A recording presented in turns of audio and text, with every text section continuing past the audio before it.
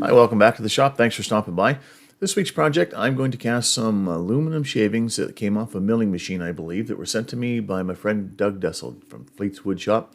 I'm going to leave a link in the description to Doug's channel. He's got a fantastic shop and he does some really cool projects and just an all-around nice guy. So check him out and give him a sub if you're not already subbed to him. So thanks, Doug, for these. So Doug suggested that I wash these off in acetone or denatured alcohol, so I've got them in some acetone here now. Just giving them a little rinse out here and then letting them drip dry through the strainer here. And then once they're done dripping, I'm going to lay it out on paper towel on my table saw extension and get ready to cast them. So not 100% sure what I'm going to do, but this piece is going to be a test piece.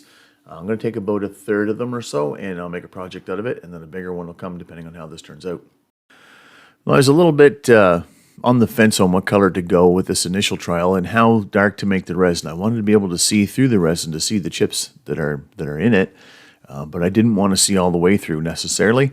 And I thought maybe gold with the silvery color of the aluminum might be neat, and so that's what I'm doing here. Kind of on the fence with the end result. You can let me know in the comments what you think.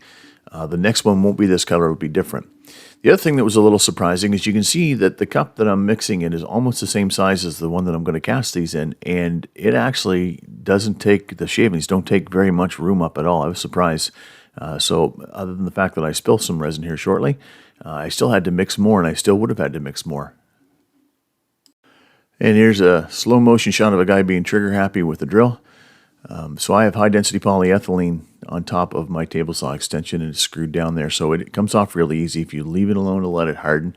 And you'll see a little later on here, I just come back the next day and just give that a little scrape and it comes off nice and clean. So pouring this in nice and slow, letting it run down through the chips, and you can see it works its way down through. And one of the things I wasn't sure about was how many air bubbles I would get and how well this would penetrate and what would be captured in the chips in terms of air. So I took my time and did this, or as much time as I could.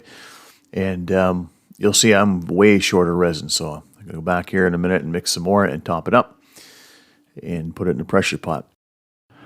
So like I said, this is a bit of a trial experimental piece. I wasn't sure, like I said, how much air would get trapped in these shavings and what I'd have for voids. I wasn't sure about the darkness of the resin, allowing me to see the chips inside. I wasn't sure how it would cut with the carbides. I was pretty confident in that part, but not positive. Also, I wasn't sure if the aluminum would stay embedded in the resin, or if some of them would get torn out when I was cutting them. So just a whole bunch of variables there on this one. And I didn't want to use all this aluminum up because it's really cool. I think it's going to make some really neat projects. And so, like I say, I used a third of it and saved 2/3. So what I learned from this one, I can transfer to the next one, which should be in a couple of weeks, I hope. And this is just a really quick cleanup of my mess. And like I say, when you let this cure, it'll come off this high-density polyethylene real easily, and that's the end of that. So I got this on the lathe between centers, and you'll see I just made a flat spot, and that little clip you just saw there, I was just testing a couple of things in terms of finish. So all I had done there was just tried, sanded it a couple of grits of sandpaper, tried some Yorkshire grit on it, see how it was going to polish up, and it was looking really nice. So back to turning it here now. So I used all negative rate carbides, Easy Wood tools on this project, except for some of the beginning hollowing where I used a regular carbides with Easy Wood tools as well, just to see how that would work out, what I would get for tear out. And I only did that on the inside when I was first starting the hollowing part. Then as I got close to the finish, I went back to the negative rake as I usually do. Now this did cut harder than regular resin, obviously. You could feel the aluminum in it, but it did cut clean.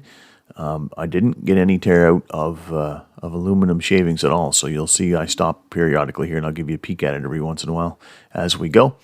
But nothing came out, and I only had one very small void, which you'll see coming up here. I just put a tiny drop of Starbond CA glue in it, and that was it. So successful that way.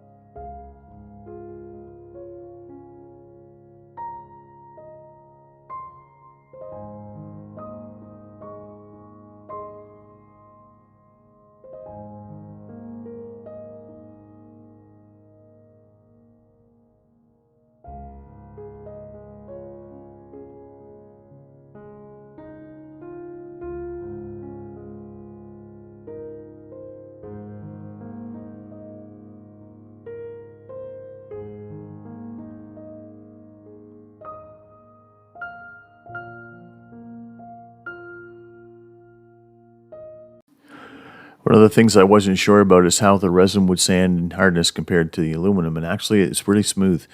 They sanded pretty well equally, and so there wasn't any humps and bumps. You couldn't feel the aluminum in it. So I used 2 applications of Yorkshire Grit regular and then 2 applications of the microfine after I sanded it down to 320 with paper. And just going to show doing 1 application of the microfine here.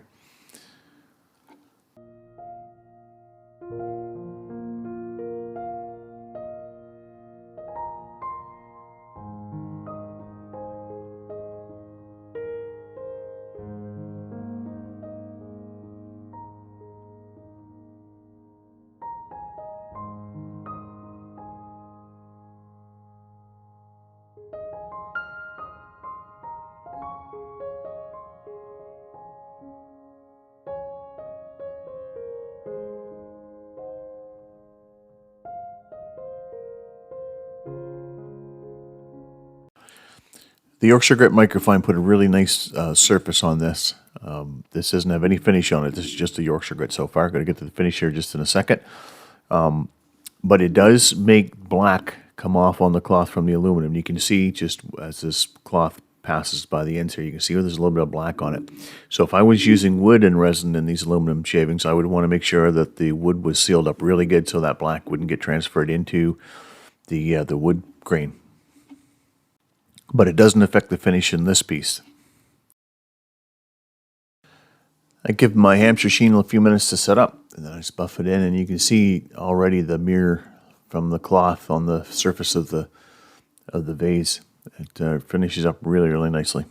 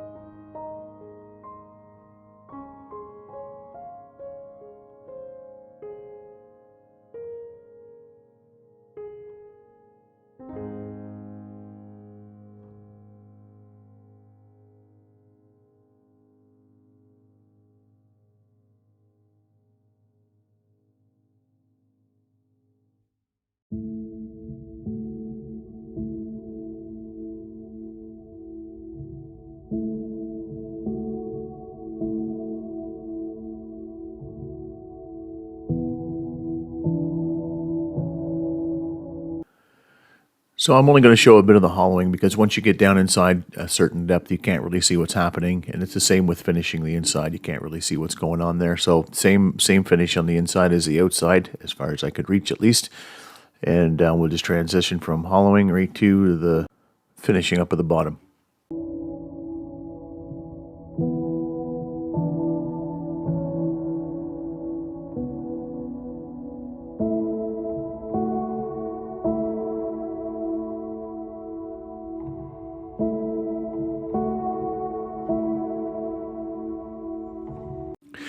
Normally on a piece like this, I would have turned a tenon on one end and then turned a mortise on the other end and reversed it and left the mortise in the bottom. But where this wasn't a really big piece to start with, I didn't want to lose that tenon twice. So I'm going to reverse this. I just made a jam chuck here, and I just put a piece of leather on the bottom of it so it would mark up the bottom. And I made it so it fits in there quite nicely. And I still do have my center mark on the bottom, which you can't see from this angle. But I'm just putting the tailstock right back inside of that center mark that was there from when I turned it originally. And the leather is a little squeaky, but it does give it a little grip and it doesn't mark the bottom.